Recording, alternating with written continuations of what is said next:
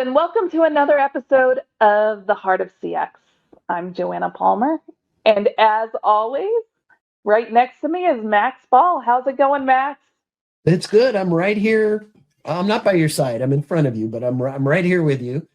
Um, we've been talking a little bit about history and call centers and reporting, and I think the intention of this conversation was, okay, so that's where we came from.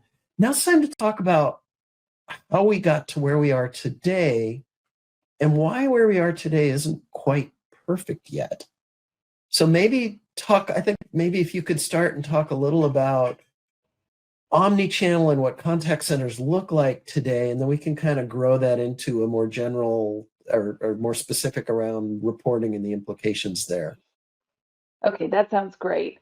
And while it's not perfect, and with what we have today, it sure is a fun time being here. It feels a little like the wild, wild west, where we're all in this in some somewhat uncharted territory, and we're all trying to figure this out together. So, as we talk about the maturation of the call center to the contact center, and now to the customer experience center, where we know we need connected channels. We know we need an omni-channel contact center.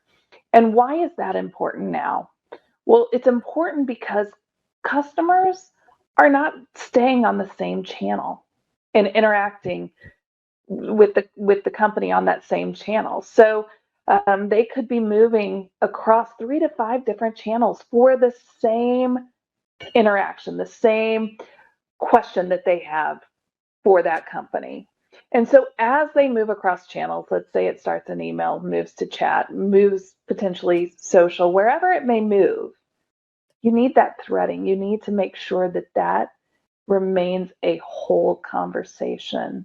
And even when speaking to the agent during that interaction, that agent may feel the need to escalate the call or escalate the contact.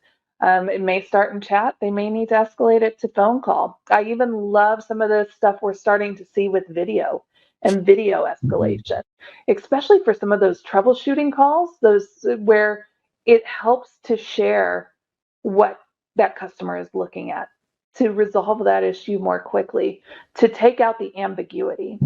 And so we're kind of in this predicament of what does ideal look like? We know that ideal looks like effortless customer experience, but how do we measure that? Right. And there's so one thing has changed that is a significant enabler here, and I think this is what makes this moment particularly interesting. When last we met our heroes, when we were talking last week, we were talking about your world running a contact center in the late 2000s, and you had digital. You had chat, you had email, and you had voice, but they were different systems. You had to hire a bunch of people to munge stuff together, and good luck making any sense out of it or having any commonality of what you measure. What's happened in the ensuing 10 plus years is there now really are platforms that can give you voice and at least some digital. And I think we're seeing the world move to voice and digital really truly being together on a single platform and across a lot of digital channels. And so I think that's kind of the state of the art, and that's good. But, I think there's 2 levels of measurement that we don't understand yet. One is in a world where we're more focused on the customer experience and results, what is it we want to measure even within a phone call or within a chat or something like that? Well, maybe start with that. We can chat about that a little bit, and then we can talk about, and then we'll pile on and say, okay, but now they're jumping across channels and you want to report on that. And what does that look like? And how do you do that? Right, right. So with that, I certainly don't think average handle time makes sense taking a look at it holistically. There's way too much happening there. And what we found is that not all long calls are bad. Customers want their questions answered. And there are so many different levers that can be pulled on the website, within marketing campaigns, within various different parts of your organization that impact average handle time. And so trying to create a target of here is what ideal average handle time for customers, there isn't one. So as you take a look and you listen to a call, what makes a great call versus what makes a difficult call to listen to as a contact center manager?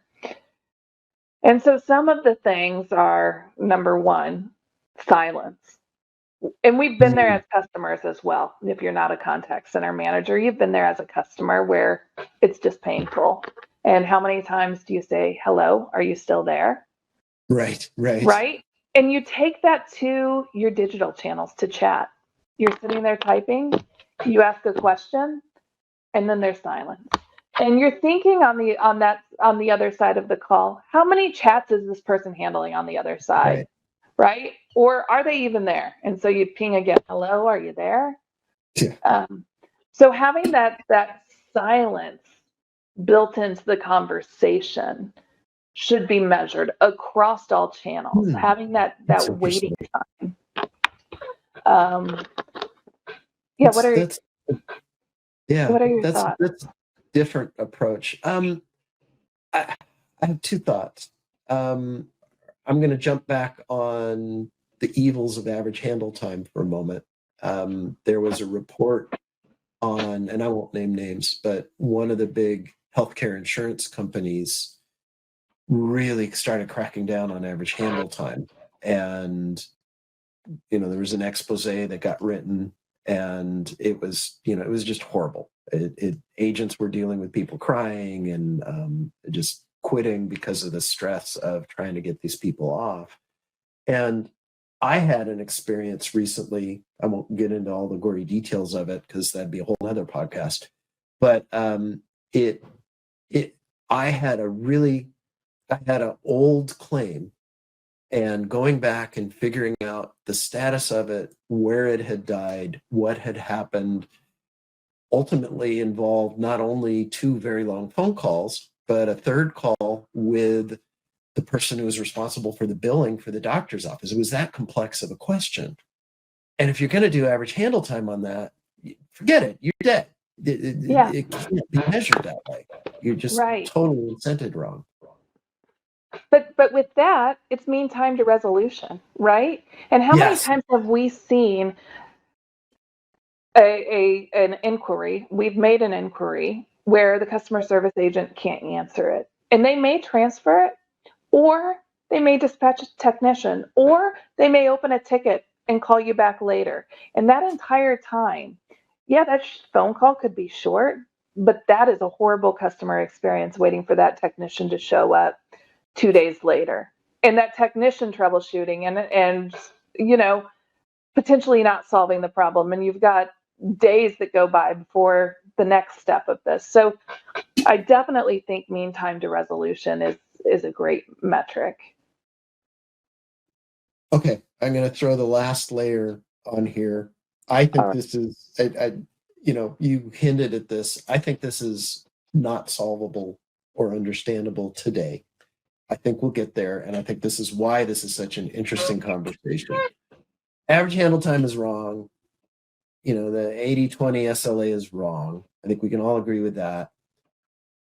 First contact resolution definitely has value. And actually, average handle time is wrong, but there's still value in it. You still need to know it. And then there's customer satisfaction or whatever. I'm in a world where an interaction starts on the web, and I probably have nothing that I'm doing. I have some marketing measurements on that. Maybe theoretically I could pull that in. Then I go to a chat. Then I go to a phone call. Then later on, I get an SMS message telling me my package is being shipped. Then it actually arrives. What do you measure there? How does that work? What is there? There is no best practice for this. We're walking into a world where we don't understand what we're going to measure. So there isn't, no. And as we think about performance indicators, I truly believe that KPIs, key performance indicators, are so customer or so company centric in terms of how we want to perform, what we want to measure as a company.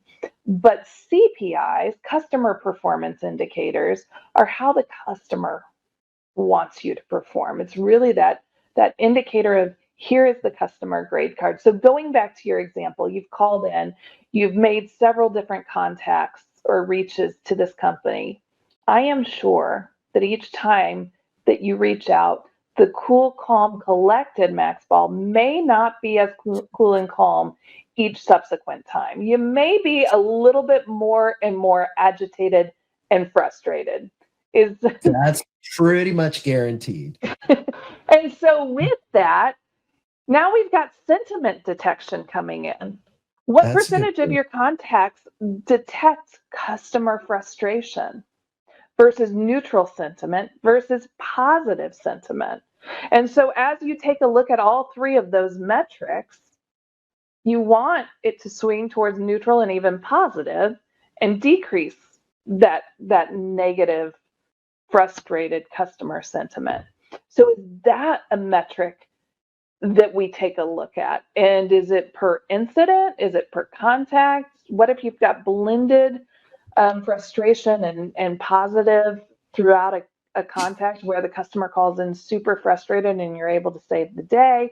I mean, there's a lot here to think of, and we certainly aren't going to solve it in this podcast or I think that this is going to be definitely conversations that we have for quite a while.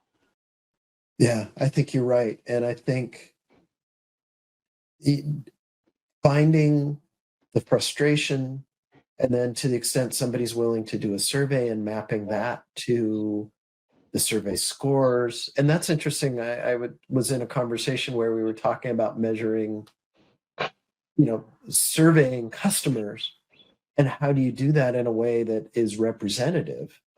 And boy, if you could tie sentiment to that, because I'd be willing to bet the percent of highly frustrated customers who fill out a survey is much higher than the percent of happy ones, much less than the ones who are never going to fill out a survey. So I think you could get some really interesting feedback that way, looking at all of that. Yeah, definitely. Definitely. And I even wonder if with all of our advanced technology, with sentiment detection, with being able to really mature that, is survey even valid for the contact center? I want to say that through analytics, through keywords, through sentiment detection, I want to say that may potentially replace survey down the road. Until it matures, sure, I think survey makes sense. I just think that it definitely is skewed. Yeah. Well, and the beauty of sentiment analysis is it's in the moment. Exactly. And it's you may, someone may have had 5 really good calls, and then on the 6th one they're getting really frustrated. And it may be unrelated. It may be they just got into a big argument with their friend, and then they made the call, and they're just frustrated. It does, has nothing to do with the service that was rendered, but that's the exception. And even that, at least you want to track, if for no other reason than to let the agent know, hey, we noticed you had this really horrible customer. I'm sorry about that. I mean, even that, what wonderful value is that? Yeah. Yeah. And you're absolutely right. I mean, thinking about this even from proactively reaching out as well, taking that frustration out from the customer and out or reaching out after a frustrating contact or reaching out when you know that there's friction as well. How does that play into your performance metrics as well in terms of proactively engaging a customer instead of reactively responding to a customer? And I I'm mean, I not think, talking no, go ahead. I think, and I'm not talking sales here. I'm talking service proactive. Yeah. I think to me, what you can measure there is call deflection. It's not very sexy, but it's important. Yeah. I sent Joanna an SMS saying her fan was going to be delivered, and that meant she, if she didn't get that, she was going to call. And when she called, she was going to get to an agent and chew that agent out because the system didn't know where it was. But that's a different story. But right. So, I mean, I don't know how you measure how much happier that makes a customer. I think it's more if you're proactive. It's an effort score, right? You're saving the extra call. You're saving the effort of having to get to somebody and explain it and have them find the ticket and tell you, oh yeah, it's shipping tomorrow. Well, Right. golly, if and people are going to call. This is interesting. On average, this sort of transaction, they're going to call after 8 days or 4 days or whatever it is. And I think the world we're going to be moving to, and in a few years, if you're a customer of mine for a while, I'm going to know that Joanna calls after 3 days. So I better get hers out a little sooner. I think we can get there with that. It's a long ways off yet, but I think that's the sort of future we're looking at is we know that if I send you a text now, you're going to be informed with what you need, and it's going to save your hassle of calling us and our cost of answering a question that we were able to answer with an SMS. Yeah, makes sense. Makes sense. So I think that this was a really good conversation. Certainly, we don't have all the answers. And I love continuing these conversations, not just with us, but with others as well, just to understand what others are doing and how they are evolving their dashboards, their reporting, to really get that true picture of customer satisfaction and performance. Yeah, this is something that, in my new world as an analyst, I've been asked about a lot. And I was really scared at first because I didn't have an answer. But very quickly I realized, oh, nobody has an answer here. That's okay. You don't have to have it. Let's have the conversation. So I agree with you. I think this is a great topic.